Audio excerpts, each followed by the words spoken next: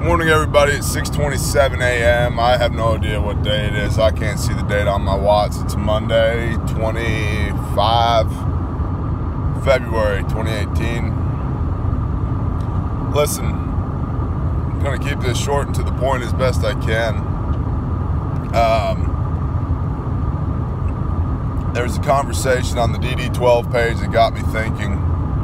And if you're not a member of the DD12, and or reading books by the authors in DD12, the Dirty Dozen 12 Apocalyptic Writers group. It's like, Angry American, Chris Weatherman, A.R. Shaw, Lisa Akers, G. Michael Hopf, who personally is my fave,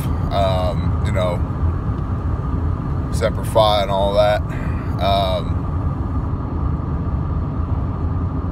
Man, I can't remember who else is in there. W.J. Lundy, Boyd Craven.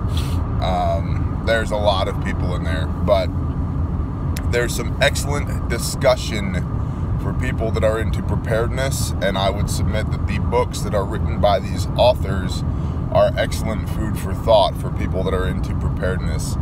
And yesterday, a gentleman was firmly shown the door by the one and only Miss Lisa Akers for his supposition that during an SHTF situation, women should totally be subjected and used for bartering, and under circumstances permissive, they should be raped.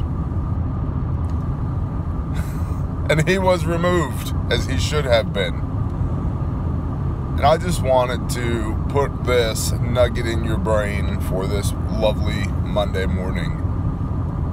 If you are one of those people that has a secret mental masturbation prepper fantasy that when it all hits the fan, you are finally going to be the big bad tough guy that you've always wanted to be, while right now you're overweight, your body armor doesn't fit, you can't run a mile in your gear, and your gun is underneath your bed collecting dust, you, sir, are a coward. Do hard things now, and if you ever premeditate and intend to do harm on anybody, know that, biblically speaking, you are living in sin, and here in the world, if you do that and I'm around, I will kill you without any remorse. In a shit hit the fan scenario, one of the things that y'all forget to think about, besides morals and ethics, not saying that everybody is guilty of this. I'm not lumping everybody into the same category as this swine who made this comment on this page. But one of the things y'all forget about is timing.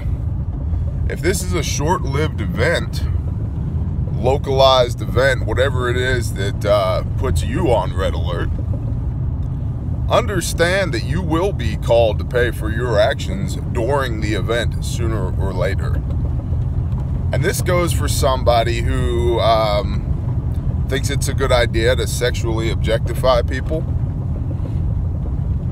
It also goes for the guy, and I know they are out there because I've met them, the guys with the sniper fantasy. Nobody's gonna come anywhere near me. I'm gonna be in an overwatch position with my 308 7.62x51 NATO rifle with my 6-24 Vortex scope on it, and anybody that steps within 800 yards of my position, I'm raining rounds on them. You know, that's all fine and well when there's a temporary break in rule of law, although I'm not condoning it. But you're going to have a hard time explaining that to a district judge who's going to be firmly less inclined to offer grace after an SHTF scenario, that there was a pile of bodies 800 yards from you. But did they really threaten your life?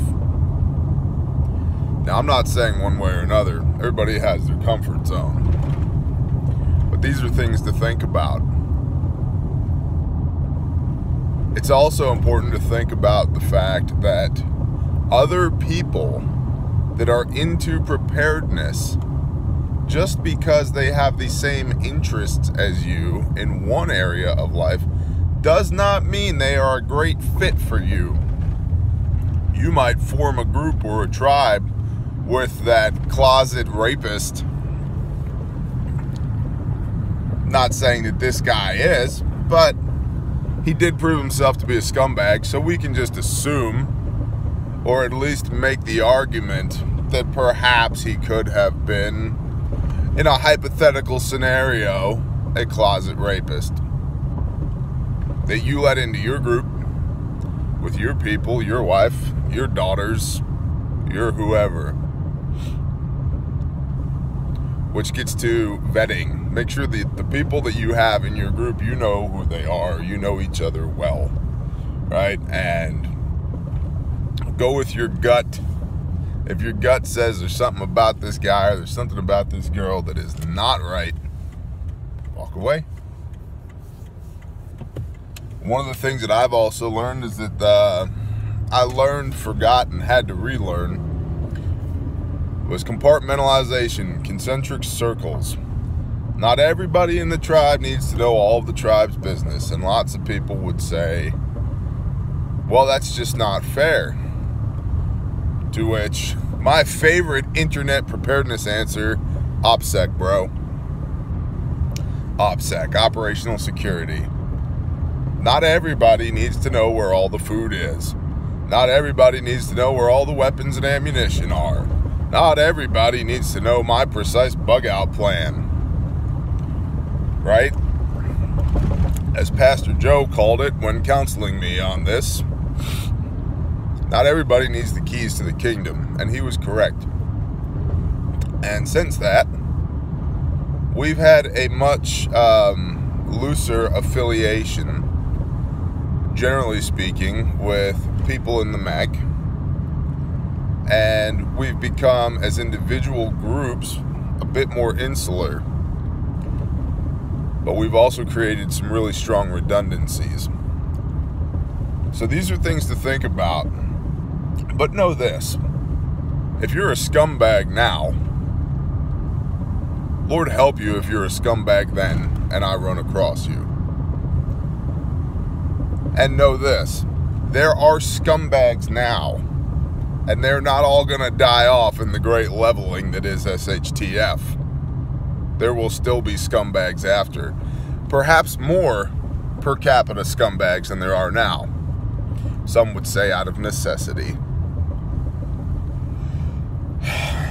And if you condone the victimization and violence toward women, please come see me. I get a little froggy every now and then. I'd be happy to straighten you out. Y'all have a wonderful day. I'll talk to you later.